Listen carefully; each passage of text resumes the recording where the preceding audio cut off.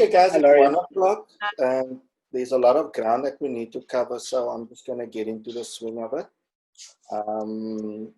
Yeah, so welcome to those who are brand new on our channel. Hope that you guys are going to come to more sessions. If you guys haven't, you can just, or if you do miss out, we do have a YouTube channel, and we post the videos on our YouTube channel as well. Any further ado, I'm just going to share my screen with you guys quickly, and then we can get into the swing of it. So let's quickly get into Microsoft Word. So as soon as we go into Microsoft Word, you will notice that it starts up like my Excel on our previous session. It starts up under the gallery. Right now, under the gallery, what you have is you've got your home button, which shows you all of your previous documents that you worked on.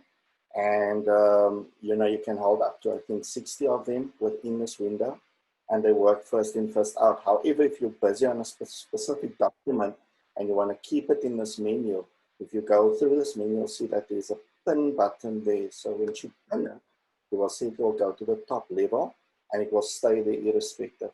Okay. And beyond that, you also have at the top, you've got your different templates. But if you go to the new button, you will see that there are a lot more templates, okay, that you can explore and so on. It's pre-populated files that you can just customize to make it your own. And of course, then there's the recents, which is basically the full-on amount of what you have seen in the home. So the home is combined with the new and the recent. And then there are the ones that you are sharing through your OneDrive. And then, of course, there's the open button. And let's go back to our new button. So under the new, the best way to actually learn how to work with the different templates is to actually work with a blank document. Okay, so we're going to start off with a blank document. Now, once I'm in the blank document, it brings me to my main interface. But before we get into the swing of things, guys, let me just show you something which helps me a lot. So if you don't want to go to the gallery, you just want to start off straight with the document, come into a blank document, then what you can do is you can go to the Word Preferences, and under the Preferences, you go to the General button, and here you can untick the Show Document in Gallery when opening Word. So that will bypass the gallery. So whenever you reopen Word again, I'm just going to quit my Word and I click on Word again. You will see it will take me straight into a blank document, into the main interface. The other thing I also want to show you guys is the following. So yeah, you know, I like to have my cake and eat it at the same time. So if you want to go to the gallery, and you can do that by just going to File, New from Template. And once you click on New from Template, it will take you into your gallery again. So say, for instance, if you want to go to a specific template as well. So you can go to the one only, and you can always just use the Open New template.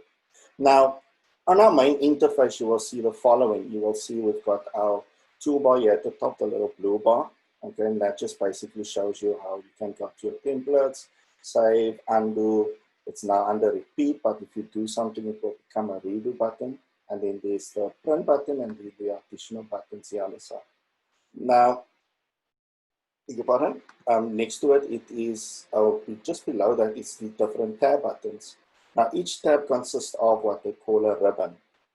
So, guys, like I've done with the Excel, you know, where things are, you will see that things are, there's quite a lot of buttons and stuff going on, but you can easily separate these things. And you can see that there are little lines there that separates your font, your different font tools, with your different paragraph tools, with your different styles, and so on. So you can actually put the label with this as well. And to do that, we go to Preferences. Under Preferences, we go to our View button. And under our View button, you will see that right at the bottom, like our Excel, we've got the Show Group Titles. So once we do that, and I close it down, and you'll see under each one, there's like a little group labeled at the bottom. So this just makes it easier for navigational purposes. So under your home button, you've got your your clipboard buttons for your copy paste, font, paragraph, so on. Same under insert, you've got your page tables, your illustration, etc. So it's easy just to compartmentalize your buttons layout. Now, seeing that we are busy with buttons, the other two things that I like to have visible, you know, if you haven't had it visible before, is I like to have my navigator visible as well as my rulers. And this will be found under my view button. So if I go to my view menu button, and in this ribbon, you'll see that there are these ticks here, the one for the ruler and the one for the navigational pane. Now, the reason for the navigational pane is so that you can actually see your different thumbnails that if you're working with, you know, if you're adding page breaks and so on into your document. Now, guys, I'm going to come back to views. So stay with me for under the print layout for now. I'm just going to start going deeper into the application. So first of all, now that we are here, I'm just going to zoom in. So I can zoom in by going to the view, into my view tab button and under the zoom category. But here at the bottom, it's actually quicker. You can just go to the slider and you can zoom in. I'm just going to go say till about, let's make it 140, 49, 50. So now I can start typing. Now, first of all, I'm just going to type a quick sentence in here. So if I go, let me go with a quick fox jumps over lazy brown dog. You guys know this one. I'm just going to go double space to put in a full stop and just put a space next to it. It's the quickest way, just put full stop and space, double space bar. So now that I've got that, the one thing that I don't like to do, or that I like to use with Word or with any word processing, is I like to have my, or what they call in pages as invisible characters, in my case, non-printing characters. Now, if I click on my non-printing characters, it will then show me a little dot in between, a blue dot in between all of my spaces, as well as my paragraph marker. So guys, these are, like they say, non-printing. It just there as a guide. It doesn't print with your text. Now, there are different non-printing characters. So I'm just going to show you a few of them. So that is the paragraph, to show you that you're at the end of your paragraph. If we go to say, for instance, if we do tab stops, you know, if you want to line up characters onto a certain position in your document, it will indicate as a blue arrow as a non-printing character, as you can see. So I hit the tab on my tab button and it shows as a blue character. The other non-printing characters is something that is to do with, you know, with your page breaks and your page and your section breaks is the following. So say, for instance, I want this to be only on this page and nothing else. Now, the mistake a lot of people make, they do this. They go enter, enter, enter, enter, enter, enter, enter, enter, enter, enter, right to the bottom of the document and wait for it to jump to the next document. You know, then, no, that's the incorrect way of doing things, because as you type on the first document, your text on your second document is going to move down, right? So instead of that, I'm just going to go with inserting a page break. So I can go into my layout button, and under my layout button under page setup, I can do breaks. In this case, I'm just going to go to my menu bar as well. So I'm just going to go to insert, break, page break. And there's the shortcut key, command, and return key or enter. So when I do that, it puts in the page break some non-printing character there to show you that the page break is actually there. Now I can do the same here to do a section break. Now guys, I'm not going to go into detail about the difference between a section break and a page break. Quick explanation. Section break just gives you additional tools to use, you know, other than the page break. You can change the page orientation. You can change your types of headers and footers that you want. If you want it different from the first page to the second page, you can change how your text is displayed, maybe in columns, and maybe in the second page you just want it straight. This is all stuff that I cover in my word processing courses. So now if I want to do a section break, I can just go to insert again, break. This time I go with section break, next page. So now I've done a section break. Oh, it went there, but I'm just going to take it away from there. Just hit the return key next to it, and there you can see there I've got another page. Now, everything within that section break will land on page number 2. Anything after the section break will go to page number 3. Okay, so now I've got 3 different pages. Now, just as a quick example, I actually want to change the layout of my one page. Now, this brings me to the next following topic. Okay, so we've looked at some basic text and so on. And I've done some pages by putting a page break and a section break. Now, guys, whenever I work with word processing, this is what I tell all of my my participants, is that I always take word processing as working with different types of elements at a time. One element is text, right? Because you're entering text, you're working with text, and so on. The next element is my page, right? My next element is my media, like my photos, in this case, my photos. And my next element would be my, my table and then my charts. The reason why I mentioned those, I mentioned 5, or there's a 6th one, which is called your shapes. The reason why I mentioned all those 6 elements is because each element has its own tool, okay? Or its own set of settings. So this makes it easier for you to actually work, and you can become very creative with it. So in other words, if I go to my text, right? And with this, I'm just going to add in some more text, guys. I'm not going to type it in because you guys didn't come to watch me type. So I'm just going to copy and paste it from a little text document that I created. Okay, so I'm going to copy this text. I'm going to select all of it. I'm just going to copy it and paste it in here.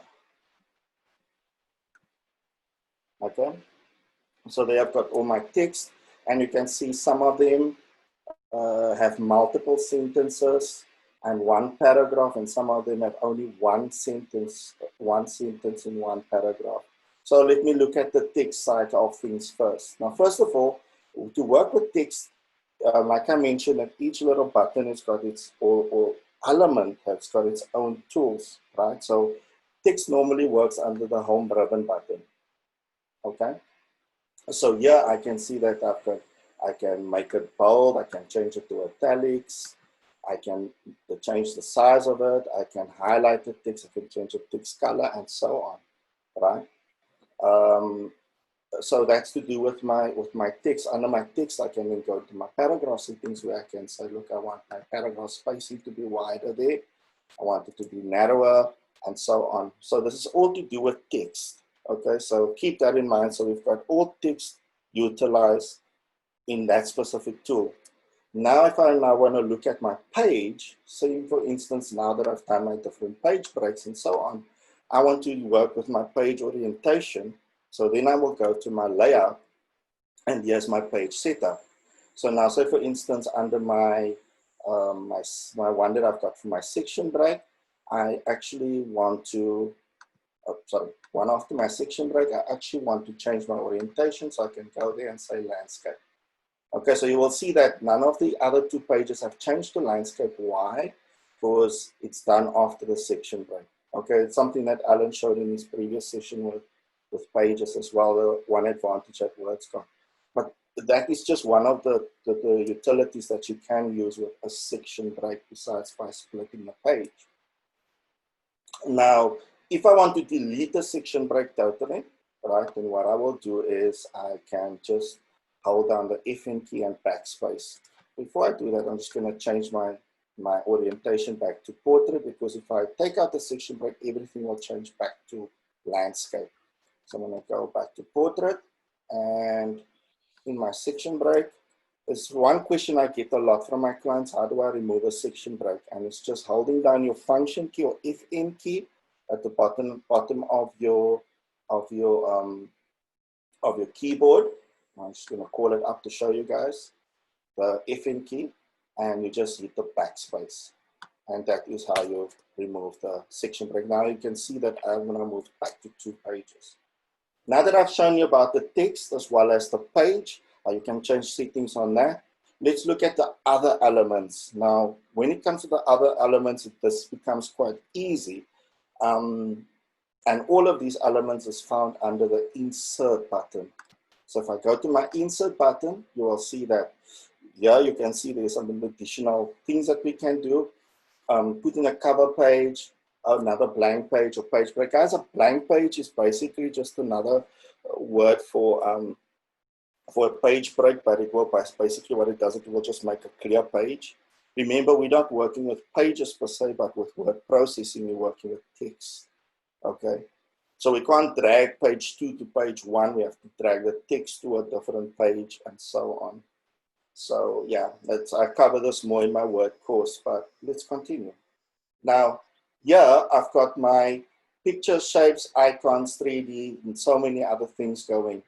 The reason why I don't focus on these, like the 3D and the icons, because the tools layout is exactly the same as that of picture, right? So let me start with tables.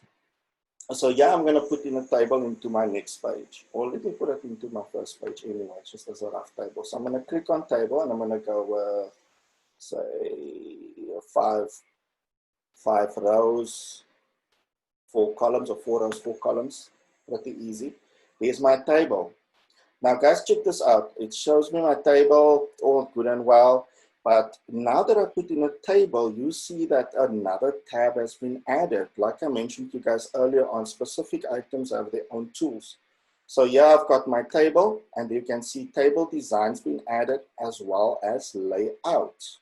So now I've got 2 tools that I can work specifically just with tables. And these is what they call conceptual tabs, okay? So I'm gonna go to table design. And say, for instance, I decide, you know what, I like this table here, but I don't want it with any borders. Okay, that's cool. I'll first select the whole table. As you can see, it's all blue. I go to borders, and I go from all borders to no borders. You see how awesome this is, guys, because now I still see my table irrespective of the borders not being there. Bottom. See what happens if I didn't have my invisible characters showing. So I'm going back to home. I'm gonna tick my my show and hide format markers. If I tick that, you will see that it's totally invisible.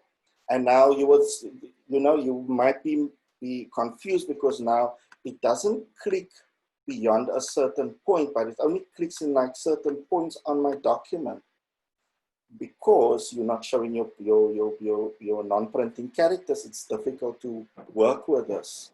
Where now if I go back, it shows me all of those markers to show me that I have a table. In fact, the table in there that doesn't show me any of the border lines. Okay, so I'm just going to go back there. So select, and the thing is, as soon as you select the element, the tools will appear. In other words, guys, if I go back to my text, not there, table reappears. Back to table design, go to borders, all borders. Oopsie, we don't select the whole table, don't select that one cell. Let's do that again. There we go, back to square one. Now that we've looked at that element, let's go to the next one. Let's go to pictures. Now this is where things become pretty interesting. So 2 ways you can handle the pictures. You can just drag and drop an image into your Word document. But I'm going to go via the photo browser. You see, if you're working on a Mac, the cool thing about this is that your photos is actually linked to your photos library. Now, guys, I'm going to show you in one pitfall that I myself have come across, as well as you might if you're running an iCloud photo library. And this is the one thing that, well, I think they're going to still come to the point where this is going to be right there. But you would notice that I'm only showing a couple of photos that's sitting in my photos library, although if I go to my photos, that's why I like Spotlight Search, because I've got so many apps down there. Oh, there we go. That I sometimes get lost in translation. Anyway, so now if I go to my photos, you would see that I've got actually I'm going to go right to the bottom of my, let's see, there is it. Right to the bottom of my library, you will see that I've got about 1,080, it's like 83 items, right at the bottom, but here it's only showing a couple of them. The reason for that is that because I'm running an iCloud photo library, any photo that I want to show inside of Word, I must first go and I'll open that photo and you'll see like a little wheel came up, right? So I'm going to go to another one just to give you another indication of it. So if I now click on, let me go beyond this, let me click on this photo here. You'll see there's that little loading wheel. Now, as soon as that is run, it's fully loaded, meaning the photo itself is loaded, not only the thumbnail, then I would be able to see that photo in Word as well. So just a word of caution for those who are running iCloud photo libraries. That is maybe one error that you're gonna hit, not an error, but you know, just a little bit of a drawback. Other than that, if you're running just a straightforward photos library, then all of those elements will be showing here. Okay. So now that you can see that those photos have been loaded, I'm just going to choose one image in here. Let me go with that one. Okay. So now that I've added that image in here, you can see it just adds the image straight away. It was pretty big, that's why I went to the next page. And if I click on that image, guess what? There's your conceptual tab for picture formatting. If I go to picture formatting, I can now go and do various things on this image, guys. This becomes pretty vast. Here you can see I can change the color. It gives me all the utilities that I can change my color straight within the application. You know, I can change the effect of it and so on. I can even crop it, you know, do all of the things which you would do outside of the application. You can do right inside of it. But check this out, one more thing. I'm going to go insert again. I'm going to insert another image, but this time around, guys, I'm going to go a different route. So what I'm going to do is I'm going to actually add a screenshot in straight from the application. So as you'll notice that I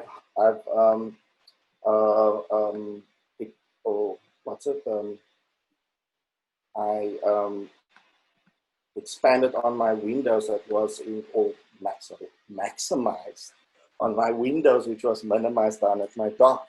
So now if I have all my windows open, it's running in the background, I can go to screenshot. And here it gives me the option to screenshot all of any window that I have open running in the background. So here I've got my maps. It's not fully loaded yet. So let me quickly go to my maps. There, okay, there it's up. Perfect. So if I go to screenshot again, there we go. There's my maps. If I click on that, it will automatically create a screenshot of my maps. Okay, so it didn't load. Let me try that one more time. So we got insert, screenshot. It's still dark. Let me take something else instead. I'm going to take this one. Cool. So there we go. So now I've got a screenshot of my Zoom window, right? So now I can insert the image through taking a screenshot or just adding in the image. You can see if I click on this, it's like the little edges showing the white. So I want to crop that out. So no problem. I can go in and go to my picture format, my conceptual tab, contextual tab, and then I can just go to crop. And yeah, I can now crop the edges out, make it look nicer. Or I can just go straight and just focus on the window. Okay, so you don't need to go outside of the application to make changes. You can actually stay right inside of your work. There we go. Okay, and you guys can see I can't drag this image around. It's actually locked in, and the reason for that is because my text wrapping is on. So it's in line with text. What this means is that it works like one of my text, right? So if I drag it, I can only drag it where you see that the little black marker that pops up at certain there by the paragraph markers. So that is where I can add it into, because it works as one of, like almost like one of the text. However, I can change it by just, again, my picture format, go here, say I want to go with, let me go with top and bottom. Now I can move my image around, but you will see it only shows top and bottom, right? There's nothing in between. However, I can change it to maybe tight, then it's going to go around the text. So this is how you can play around with changing your images and so on. There's vast things you can do with your images straight in Word. Now, last item on the list, which is our shapes, is similar to that of pictures, but I'm going to quickly want to add in a shape for you guys just to show you what you can do. So when it comes to shapes, right, I'm going to add in a square. The one mistake a lot of people make is, so if you're in a shape and I'm saying this is not a circle. The thing is, you're working with two elements. Number one, you click on the shape, there's your shape format, gives you all of the different options just to do with your shape. If I double click on the text, you're not working with the shape anymore, but you're actually working with the text. So yeah, I can go and I can make it bold, I can change the font, change the size, and so on. So these are the things that, you know, stick to the element itself. Now, one more thing. When it comes down to adding in your charts, so if I now go and I add in a chart, let me just go and add in my column chart. Give it a 1 second, guys, because what it does is, when you're working with a chart in Word, what it will do is, oh, I clicked on it twice now, my bad. I just clicked on it once. When you're working with a chart, what it will do is, it will give you the chart element, right? But at the same time, oh, this is now locked. There we go. So it will give me my chart. Write this down. So it will give me my chart, okay, where I can now change my chart design. Again, my contextual tab only for my charts. And I can make certain cosmetic changes, you know, change the style of it. You want it like that. Do all the types of cosmetic changes. However, if I want to change the data in the chart, and you'll see there on my ribbon, there's edit data using or in Excel. If I click there, you will notice that it will open my Excel. Now here I can change all the elements of that chart. So I can say, look, I don't want, mustn't show category 1. This is actually going to show my branches. So it's going to be K, CPT, DBN, so on and so forth. And you will see as I'm changing this, my chart will automatically change. You will see there, CPT, DBN, so on. And the cosmetic changes I can make, maybe just to change my chart title in here and so on. So those are the types of elements that I can use. And this is how I separate, you know, my different tools so that it's not that confusing to work with these different things. Even though there's a large array of buttons, it can really push you to become more creative. But guys, if you want to, or if you want to know any further, we do run the Word courses as well as individual personal help with this as well. So before I end off, now it comes to saving my document. So I'm going to go to File, I'm going to go to Save As, and here I've got the option to save my document straight to my local drive or to my computer. I can save the file format as a totally different format. Even from here, I can save it as a PDF. Note, if I save it as a PDF, right, export, you will see it doesn't close the document down because it's still, you must save the edited version as well. So I'm going to save this as a PDF, right? So it converts it as a PDF, but it doesn't close the document down because it still needs the edited version. So now I can go and save it as a normal document. If I didn't save it as a normal document and I just skip the PDF, if I close this down, it will come up and almost like it's never been saved. okay? The other option, this is for 365 people, you can also save it in your OneDrive, right? So if it's on my Mac, right, you can go to online locations and it will take you to your OneDrive where you can save it to your OneDrive online storage. And this is now where you can add it to your folder. And when you save it in OneDrive, it becomes a shareable document. And this I cover more in detail in my course as well. Now, finally, if you go and you save something as a template, this is where you would go to. Now, guys, after saving something to a template, you're basically saving it as to reuse it again and again, but just with different data as you've done with your templates. However, if I just close this down and I go to my template viewer, like I shown you before, you will notice that I've got templates, or I saved one as templates. How do I know that? Because under my templates or my gallery, you'll see that there's a personal button at the top. If I go to my personal button, there's one that I've made, right? So I can click on that and I can make my changes on it. You know, this is the one that we've done in the last example. I can make my changes on it and I can then save it as a different document because it's coming out of my templates, my personal templates. Anyway, so guys, that is my presentation. Any questions? It looks like you were using Office 2019. Yes, sir.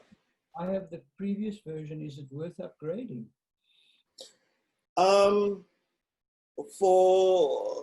Depending on what you want to use it for, though, if it's just plain and simple text editing, you see 365 or 2019 has got the translator built in. It's got that screenshot function built in.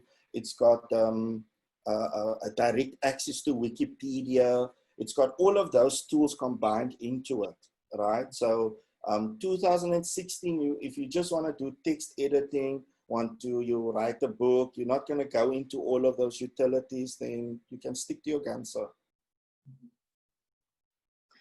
I know that you haven't covered any of this, but usually because we don't work in Microsoft Office, because we work on Adobe products, when we create a letterhead for our clients, we normally put a JPEG on the top and then in the header and the footer. Now, if they don't want, and then obviously a JPEG of their footer in the footer. Yeah. If we go on to the next page, they obviously don't want to have their header showing up. How do you do a continuous page after that? Do you create a master page? No. So what you do is you make your first page, right? Maybe I can quickly just show you. I don't know if my screen is shared, but just quickly, it's going to take a minute. So say for instance, you have a page, right? If you want to access your headers and your footers in Word, if I double click at the top or at the bottom of my document, you will see it will automatically open my header, right? But now, if you put something in the header, it will continue through to the next page. So what you need to do is so if you're on your first page, is to insert a section break, right? So now if I go to my headers and footers, if I double click at the top, you would see here at the top, it's in my headers and footer contextual tab, you will see that it shows me this one here, link to previous, okay? So you don't want it to be linked to the previous, so then it doesn't continue through. So in other words, this is my first page, right? So in my second page, if I double click, it says they link to previous. So now I untick that. So now if I go to my first page and I type in, this is from Angela. So now if I go there, you will see if I go to my second page, it's not there. Okay.